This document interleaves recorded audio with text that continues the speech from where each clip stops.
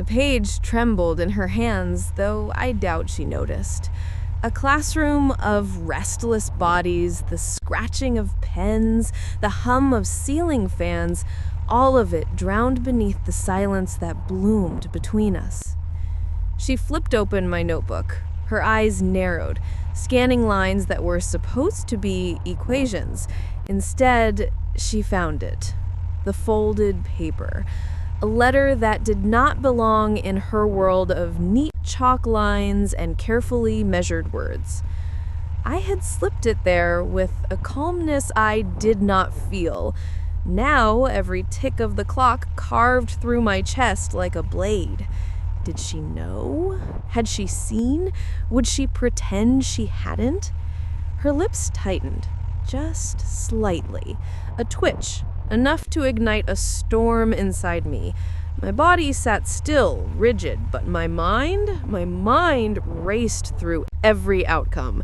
If she tore it apart, I would be humiliated. If she read it, I would be exposed.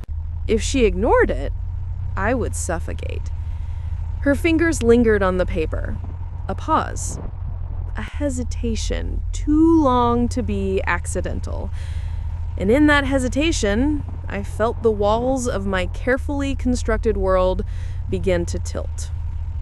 She returned the notebook to my desk without a word. The letter remained inside, untouched, or so it seemed. But her eyes told another story. A flicker of recognition, a softness, a betrayal. Because I knew that look. I had seen it before, not directed at me, but to someone else. The late-night calls she thought no one noticed, the way her voice dropped velvet smooth when she said his name, not mine, his. I thought the letter would change something, break through her silence, but instead it only confirmed what I had feared.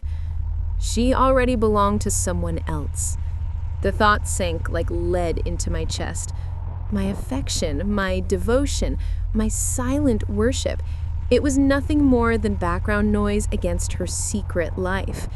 And yet, I stayed still, watching, waiting.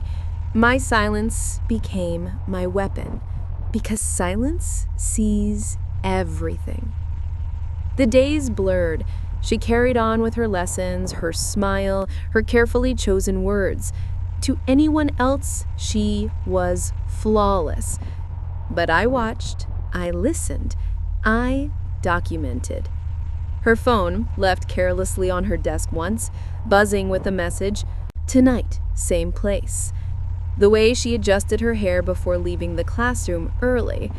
The softness in her laugh when she thought she was alone. I built the pieces quietly, patiently. A photograph here, a recording there, fragments of truth stitched together in silence. Inside, my chest burned. Outside, I was stone. No confrontation, not yet. That would give her power, and I had learned something about power. It doesn't scream. It waits. I crafted my plan the way a surgeon prepares a blade. Precise. I would not strike until the cut would be deepest. It came to me on a folded sheet of paper, not unlike the one I had given her, but this time it was not love written in ink. It was evidence. A printout of her messages, a photograph of her in a car that was not hers, beside a man who was not supposed to exist. I slid the paper across her desk as she marked essays, her red pen halting mid-stroke. Her eyes lifted, confusion, then fear. "You knew?"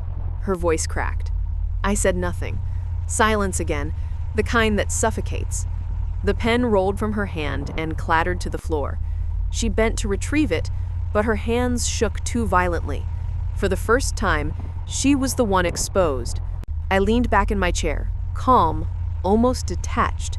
"I wanted you to read my words, but instead, I read yours." Her breath caught. She tried to speak, but the words tangled, drowning in panic. I didn't shout. I didn't accuse. I didn't need to. The silence did the work for me. Her face crumpled. Not from anger, but from realization she had been caught, dissected, cornered. And the boy she thought naive was now the architect of her undoing. I walked out of the classroom that day with no letter in my hand, no words left to give. Behind me, I left her with the truth, a truth heavier than any confession I could have written. She had my heart once. She lost it to her lies. Now she had only silence. And silence is forever. Final line. I did not need her love anymore, only the satisfaction of watching her drown in the weight of her own secrets.